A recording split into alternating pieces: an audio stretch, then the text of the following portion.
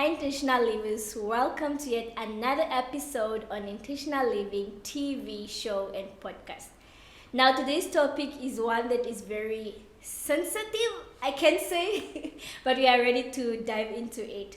And today we have such an exceptional guest. And he will help us dive into this topic because with his finance background, but most of all his life story as well, I'm sure it's one that will inspire us. So, with no further ado, Sylvester, welcome to Intentional Living. Thank you so much, Betty. And as we said, this is home, so please feel at home. Um, and again, with this topic, I remember when with the team, of course, when we're coming up with topics to discuss, everyone was like, please talk about black tax. And I know that there's a reason as to why. So please feel at home, as I said, and yeah, we're ready for you. Thank you so much, and I really appreciate you inviting me and giving me this platform and opportunity also to talk about, as you said, a sensitive topic, but at the same time also a very necessary topic for us to have, a discussion for us to have. So I'm excited. Yay! Looking forward to the discussion. Definitely. So if we are ready, then let's do this. All right. So tell us, what do you know about black tax? When you hear the word black tax, what comes to mind? I think what comes to mind is the sense of responsibility that we as black professionals and also I think it's more of a black culture thing where it's a responsibility of us taking care of others. I think growing up for me it felt as though, or when I started working, it felt as an obligation. Because I'm a product of people that also took care of me. Yes. Uncles, aunts, parents. So I felt like I'm obligated to also give back. I'm obligated to also take care of others. But now I feel as though growing up and learning about it, I think it's a sense of not necessarily an obligation, but a sense of we can do so. I am because we are. So I am a product of black tax. So for me at the moment, I see it as a need for me to be able to take care of others with not necessarily from an obligation perspective, but more from a responsibility perspective. I see. And like what you said about Ubuntu, I think it's more of the sentiments of it takes a village to raise a child. But you said something very important when you said at first it felt like an obligation. Was that because you're also just starting out and now you are at a better financial position, or is it a mindset shift? I think it's more of a mindset shift that you alluded to. But I think when I started, the reason why I said it felt as an obligation is because growing up and somebody's taking care of you or giving you maybe taxi money to go to school or that lunch money for lunch in school. You need to varsity now, or you need that upkeeping and also need to be able to buy food and stuff like that. If it's an aunt, you always feel as though you also need to take care of their kids in the sense of giving back, because that person didn't feel or have the necessarily an obligation to do that for you, but they did it because of that window of I'm giving you so that you can be able to give to others. That's the obligation I'm talking about. Where it comes from, because if it's given with an intention for you to be able to give to others, it becomes an obligation. You feel the guilt that comes with that. Sure. But when the mind shift for me, it was a thing of not looking at it from an obligation perspective when I started giving back, but looking at it from a perspective of yes, I can create standards, I can create boundaries among others, but at the same time, I'm not obligated to give, but I can only give based on being a product of I am where I am because of somebody invested into me. True. So I think that's where my mind shift started to get in. So it's not necessarily an obligation at the moment. I can decide not to give if I want to, but I feel like it's necessary for me to be able to at least contribute and make a difference in someone else's life. Interesting. So when did the black tax start hitting you personally? Was it when you were done with varsity, when you got your first job? I think it starts immediately when you start getting money. I see. For me, it started when I got my first NASFAF. I was also a NASFAF beneficiary. When you get that 20,000, you're like, Ah, you guys got 20,000 today. Saboa. We're the fortunate ones. Yes. When you get that money or the upkeep money, you look back because and I think you can also relate. Coming from a not so fortunate background, there's always there's a lot that goes into somebody giving you or so maybe just a bit of background. I live in a hostel, university, and my mom and my grandma lived back in Capital. So I've seen how much it took because my grandma who took care of us was a domestic worker, so she would go to work each and every day, Monday to Saturday, wake up 4 a.m. every single day, just to get that small. I think she used to get paid close to 1,005, 1,002 at the end of the month for the 5 days that she worked. And her sending me at like a 200, being in the hostel, so I can be able to buy something for myself.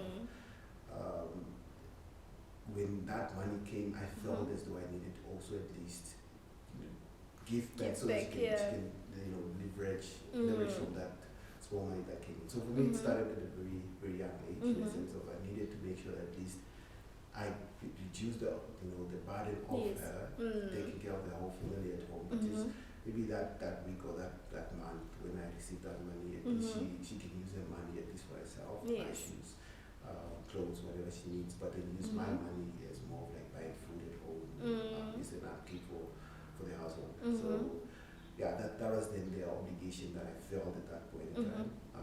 And I think when I started working, it felt the same. The cycle continued.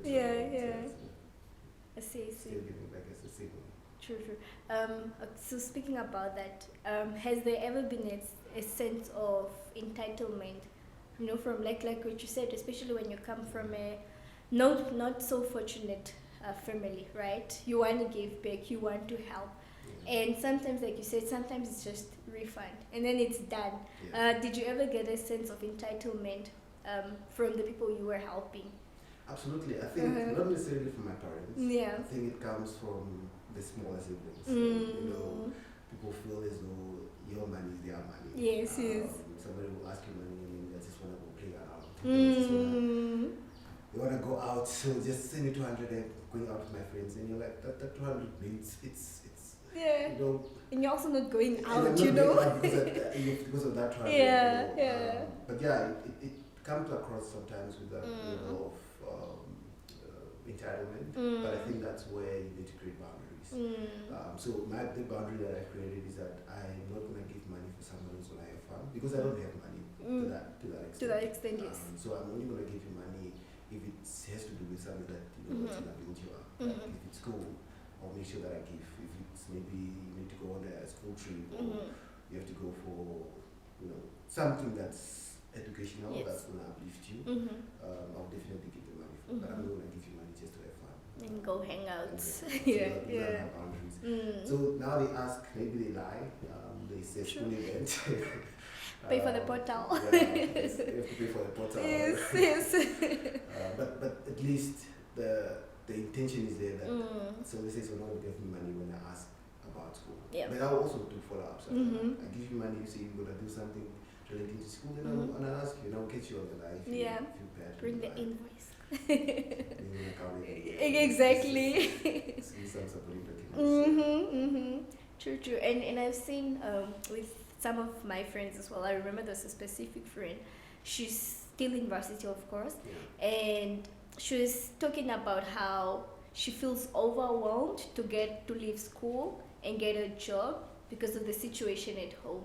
And considering the almost similarity of our situations, I think it hit us as well when you're still in varsity and you're like, the clock is ticking, I need to finish and help out at home.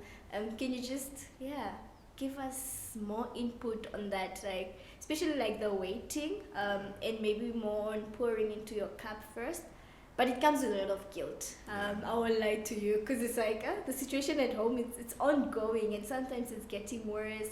You still have 3 more modules. Did you ever experience that? No, I think I up to now I still experience it. I think it's sort of feeling that you can get away from. Having lived in that environment, Yeah. because you know how painful it is. And I think for me, what I told myself is that I don't want my siblings to go through what I went through. But sometimes with that mindset also it puts you under a lot of pressure to make sure that you are successful. True. To make sure that you, you're making intentional effort, going above and beyond, and it takes away from you even getting to the ability where you learn about financial literacy. So, at this point, you get to assess like, does my family, suffer and be hungry at home, or should I put in savings? And maybe to expand on the conversation, the difficulty of being black is that you don't get opportunities to be able to invest in yourself, to save money, to be able to create generational wealth for yourself and for your wife and for the kids to come, and for your, that immediate family that you're going to have, that you foresee to have in the future. So you're always on this cycle of just taking care of everybody else, and it takes away from what you can be able to create for yourself. So maybe to answer your question, yes, it is a very difficult space to be in, because you don't do things for yourself anymore, you do it for other people. But I think the word of encouragement is that it just, whether I believe in the aspect of you can only pull someone out when you are on a higher pedestal. Yes. I can't pull you up if I'm at the same level as you.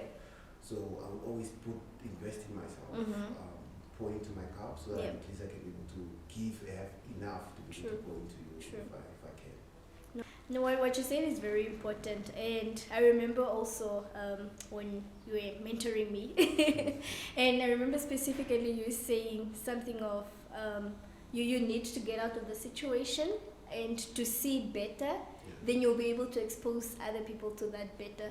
And I think this is in alignment with Black Text as well, what we're talking about, to say, if you don't know how it's like to live, in a wealthy way, or in a way that is, a little bit far from the circumstances that you're experiencing right now, then it's very hard to pull the other people out. And I think that speaks more on boundaries. Yeah. So tell us, because you said a lot of boundaries as well. Yeah, no, I think, because I remember, maybe it's a really good background. I'm very big on exposure. I think the reason why I am where I am is through the exposure, the level of exposure that I've received. Because when you are in the similar environment that I grew up in, I remember growing up, I used to, I went to Tia Bashimune. It was like a 2-minute walk from my house. There's a primary school. The first time I came to town, that central town, was when I was in grade 8. So ever since my dream was limited to the environment that I was in. So I wanted to have a city golf, drive a city golf, because that's all the cars that I used to see. I also wanted to own like a 2-bedroom house, because that's the house that I lived in. But when I came to town, seeing the buildings like a Sanlam building, all these towers, I got to dream bigger. But that's the level of exposure that I'm talking about, in terms of you can only get the exposure of what you see. So then my dream started being exposed based on what I exposed myself to. I got into things like leadership, so that I can be able to get the exposure and what I can be able to do and see from that aspect. I'm a true believer in exposure, and I think it's when you see something better, your dreams also is aligned to what you see. So in terms of now, my little siblings, what I usually do is that I would have chosen to live at home. I would have maybe expanded the house at home, or gotten to ride and got my room or something at home. But I realized that that's not going to do it for them, because they're not going to see it better. They're not going to see something different. That's so true. So even if I ran closer to town, and then once in a while I bring them over for a weekend just to come see something different, that's the level of exposure that you get. And you can never help anyone if you're in the same environment. That is very true. That's how that works. So what you are trying to tell us is to not focus on instant gratification, Because I think so many times, like I said, we are in a rush to make it out, and sometimes to also prove to the world, like, yeah, of course I can. And what you're saying now is that sometimes it doesn't work. Yeah. It's a process. Sometimes you now have to save money so you can afford rent somewhere else, or whatever goals or aspirations you have, so you can then bring other people into that new environment. And I think that requires saying no. Yeah. How has that been for you? Like, It's because now no one knew. Because sometimes also it's very hard for people to understand your goals and aspirations. Imagine telling your mom or grandma, you're like, no, just trying to, with this job, I want to go rent. You'll be like, hey, especially when you start talking about rent, you could use that money to buy food in the That's house. something else, Yeah. How was that for you? No, I think it goes with having an honest conversation. Mm. I think for me, I always treat myself having a very, I have a good mom, Mm-hmm. a very understanding mom that I have an open relationship with. Mm-hmm. A mom that I can tell, like, I think tonight you can go hungry because I'm saving for this qualification that I want to study. Because I'm not in a position to be able to give you, and she will be very welcoming and we have that open communication. And I think to everybody should be able to get to a place where you are honest with yourself. Yeah. Because what limits us as black people is that we get on a cycle of trying to save everybody else, and we forget about ourselves. And then you are in debt because you wanted to give as much as you can. True. And the cycle continues whereby now you're just living month to month. You don't have savings, you don't have investments, or something that I'm struggling with at the moment as well. But it's a continuous cycle. True. So it's very important for you to have a very honest conversation with whoever it is that you are taking care of.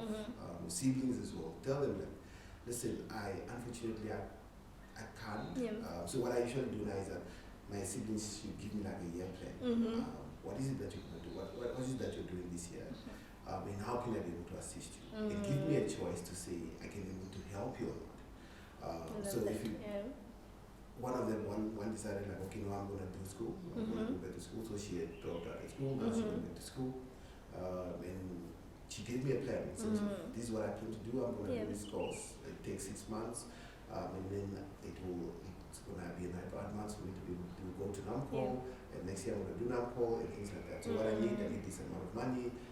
It's a monthly installment that I will pay. I think it's $1,000.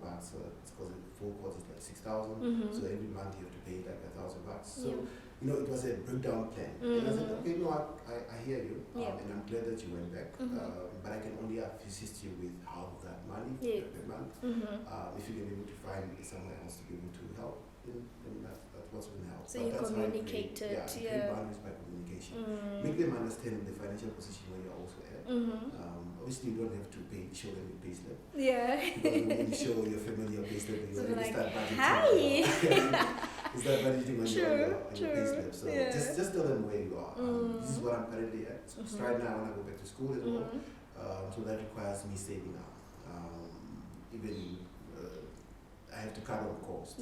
So if that cost also involves you, unfortunately, I have to come to you and tell you like, listen, I used to give you like $1,500 or $1,000 every month. I think we have to cut it to $800 or $500, and you need to be understanding. Because if you don't understand, then that's the entitlement that is spoken out. So it's just a honest conversation that you need to have with them. Interesting. Did you have family members? Because I think I understood when it's your immediate family, it's much more easier to understand and to assist. But did you have far away uncles or aunts who randomly start calling you, especially when you started working? Yeah, no, definitely. I think when you start working, you find those family members. You get a call, uncle's swallowed the wheelbarrow, so now you have to make a plan. So every family member has a problem. So it's you're within your right to create those boundaries. But like I said, I only give to something that's sustainable. I can't give for you to be able to fulfill your habit. If you you drink alcohol, I can't give you money for you to, if you're not, obviously everybody can, when they ask for money they lie. But it's upon me to be able to discern that whether is it for the right reason or not. But I only give it for school. I give it for things that that's fulfilling. Worth investing, But yes, there are times when it's an emergency. Maybe somebody really needs money and they are going through some life cycle, some troubles in life. I can assist, but usually my boundaries are quite very, very firm in terms of who I give to and what I give. Even if it's a cousin that comes in and they have a problem, would have to sit down and discuss. Like, okay, what's the way to solve it? Yes. Outside of me maybe giving the money. Exactly. Or if I have to give you, how are you going to get the remaining portion that I unfortunately not in a position to give you? Yeah. Because I'm also very young. I just started working. So I'm still also trying to find building my your balance empire. in terms of, not building empire per se, but I'm also learning about money. Yes, when you come from an environment whereby you lived on survival, every money that you had was used because you had already planned things that you needed in that life. So it's like you come from a survival cycle to now a living cycle. Okay, now I have this remaining portion of it. Because what usually when I started working, it's like I never had money in my account. So it always had to be used. Yes. Because I grew up in an environment where I had nothing. So when I had something, I was like, okay, but something is wrong. I need to spend it out. But now I can have the remaining 200. And I'm like, okay, maybe I can put this in my saving account. Instead of using there. it, yes. And I understand what saving is about now. I'm looking forward to getting into that habit of investing and looking to something worthwhile to invest in. It's going to be farming among others, just to be able to create generational health for myself and for my family that I'm about to start. So it's very important to learn though about financial literacy, and especially when you come from a very unfortunate background where we were never taught about money, because money stays with those that respect money. If you don't respect it, it won't stay. You won't know how to use it. Because now what we are shifting into now is the mindset shift, which is very powerful. And like what you said, now you have to respect money in order for money to come to you. And somebody was telling me also about how you speak to money. It attracts more of it or something of that sort. But that is very powerful because especially how we're raised, when you come from a home where money was scarce, then when people see money, it's like, sure, hold it, it will disappear, use it for anything you can. Is that top score? Are the kids fed? But I love how you said we will also need to come in a space where our mindset shifts. And also, like you said, mindset shift as well. Sometimes it's also about pleasing. Because now you want to show mommy and daddy, like, look, we've made it. We can chop our money now and all that. So I love that. How did you come to a point of shifting your mindset? It's about learning. I'm a product of a scholar in line of life. Like I said, I expose myself to things that I never experienced. So through that level of exposing myself, it's the people that I hang around with, the people that I spend my time with, people I call friends, my mentors. I've had a privilege of being mentored by one of the most extremely powerful people.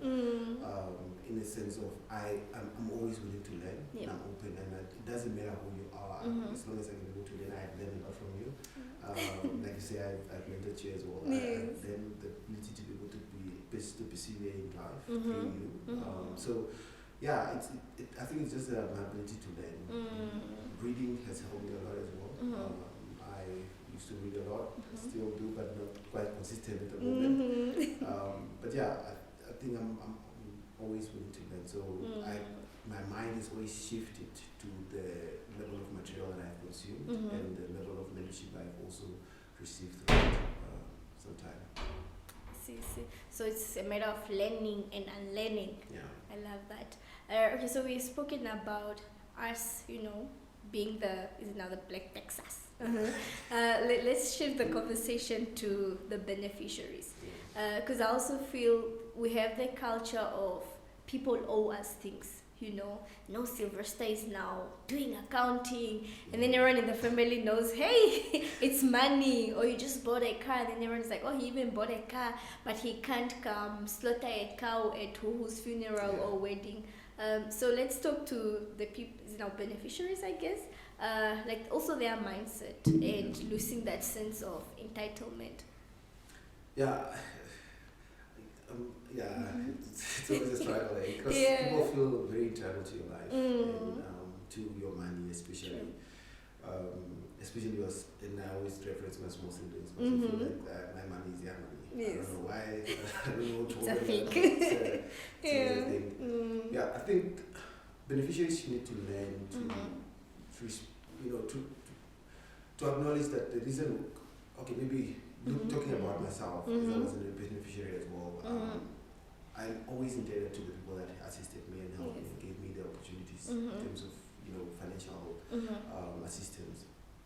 And how I took it in a sense of I wanted to be able to make sure I make a difference in my life. Yes. So if you give me that $200, I would appreciate it with all my heart, and I would make sure that I would do whatever it takes to contribute and to make a difference in my life. So when you give me $200 for lunch, or $200 for food in a hostel, I would make sure that I study so I can be able to be someone else, something in life. So for beneficiary, don't take what you are given for granted. I think use it to the benefit that you have asked for. Yes. Don't feel entitled to other people's money. Make sure that you put yourself in a position whereby you're also easy to be helped. Yes. Because you don't want to break trust for somebody who's helping you. So because one thing that I did is that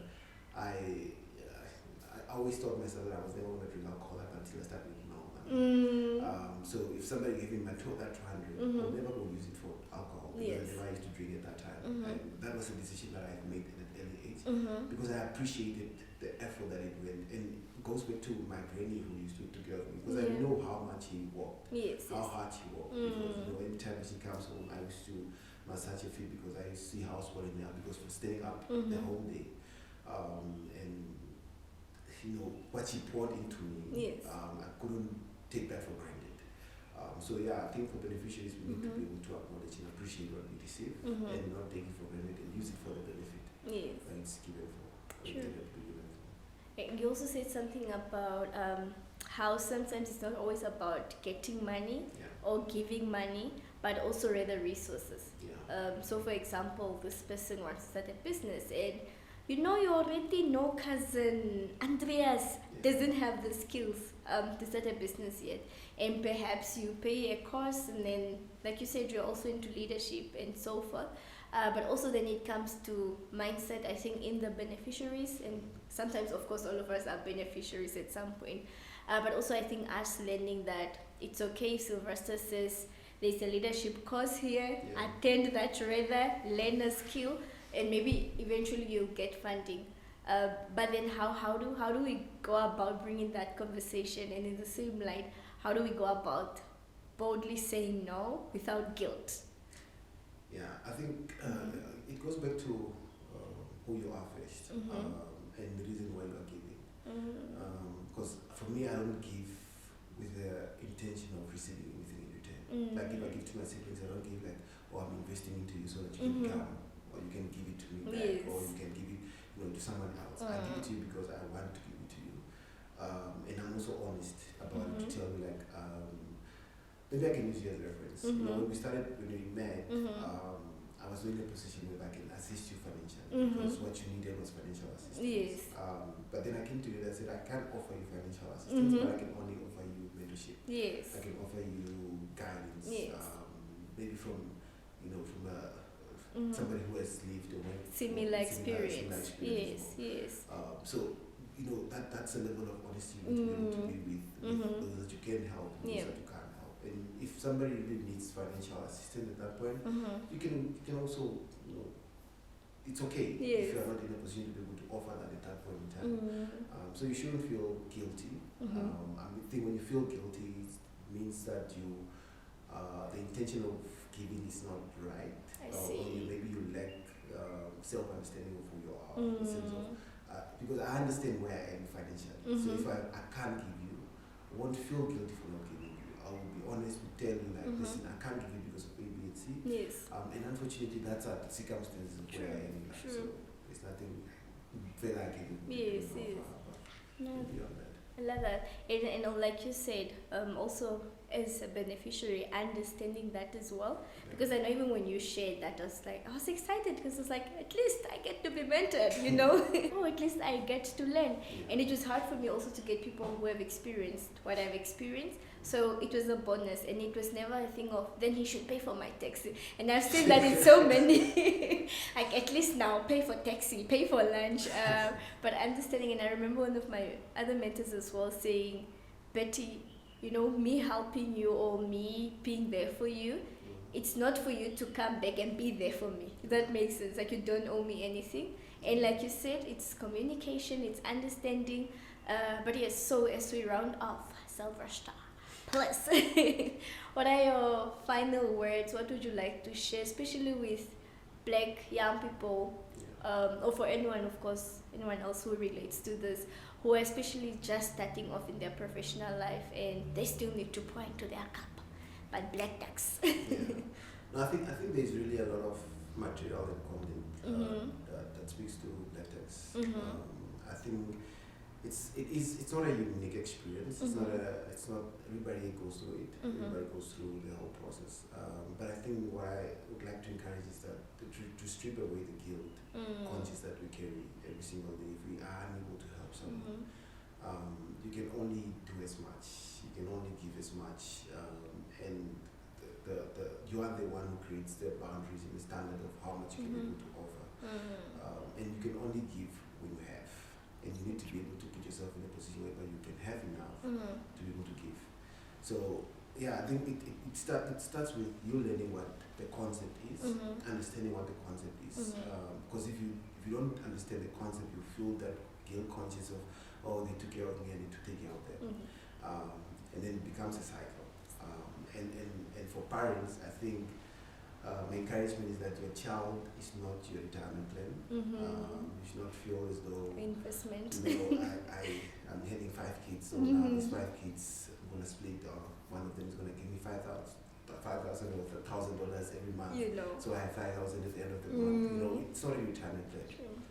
So start already now. Like for me, what I'm doing for myself right now is that I have pension funds, I have life insurance, those other things, so that I can be able to know when I retire, I don't care what my kids are going to give me, because I've already invested enough for myself. Yes. I have already created some, subsidies and revenues for my life after that. So what I'm going to give to my kids is for my kids, and for them to do with what we did, whatever they have, whatever they can. They don't owe you anything. They don't owe me anything.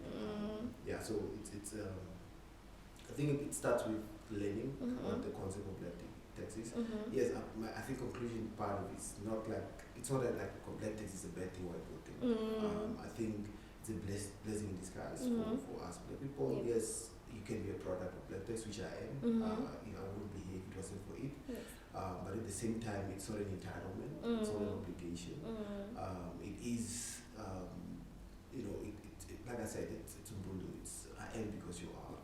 And if I'm in a position capable or in a position to be able to offer you or give you, then do that. Let's help. Sometimes also it doesn't have to be your immediate family. Yes. You can give to a stranger. It's not always, sometimes it doesn't have to be money at all times. It can be kindness. It can be an act of kindness. It can be like mentorship. It can be offering your services, your experiences, offering yourself to just go sit with kids somewhere at the orphanage home, just to impact and pour into them, so that they can feel loved. So it's what you do with your time, what you do with your resources, what you do with your money to be able to make a difference in life. I love that. No, thank you so much, Sylvester. With that said, I don't even need to give any final words. You have said it all, but overall, thank you so much, and I do hope the viewers have learned a whole lot, taken notes. Like we said, this was a very sensitive topic, but you did that. So well done. With that said, we are done, Intentional Livers. Thank you so much for tuning in. Like we said, it's black tax, can be a blessing, can be a curse, however way you use it. But overall, like what we learned today, pour into your cup, be intentional with how you give back, so you also then have enough to pay it forward. Thank you so much for joining us. Bye.